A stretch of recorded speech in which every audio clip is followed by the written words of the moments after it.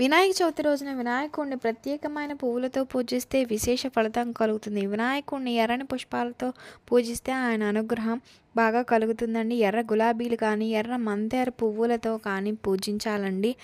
గణపతికి ఎరుపు రంగు అంటే చాలా ప్రీతిపాత్రం కాబట్టి చాలా శీఘ్రంగా కలుగుతుంది. అదేవిధంగా గణపతిని పద్మ పుష్పాలతో కనుక పూజించినట్లయితే ఆర్థిక ఇబ్బందులు అనేవి తొలగిపోతాయి.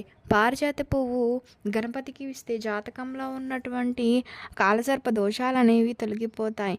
సంపంగి పువ్వులతో గణపతిని పూజిస్తే ఈతి బాధలు తొలగిపోతాయి. అదేవిధంగా జాజి పువ్వులతో గణపతిని పూజిస్తే ఉద్యోగపరమైన సమస్యలన్నీ తొలగిపోయి ఉద్యోగపరంగా ప్రమోషన్స్ రావడం జరుగుతుంది. అదేవిధంగా మల్లెపూలతో గణపతిని పూజిస్తే అనారోగ్య సమస్యలు అన్నీ తొలగిపోయి ఆరోగ్యం బాగుంటుంది. అదేవిధంగా తెల్ల జిల్లేడు పువ్వులతో గణపతిని పూజించడం ద్వారా అఖండ ఐశ్వర్య ప్రాప్తి కలగడంతో పాటు జీవితంలో ఉన్న అన్ని సమస్యలు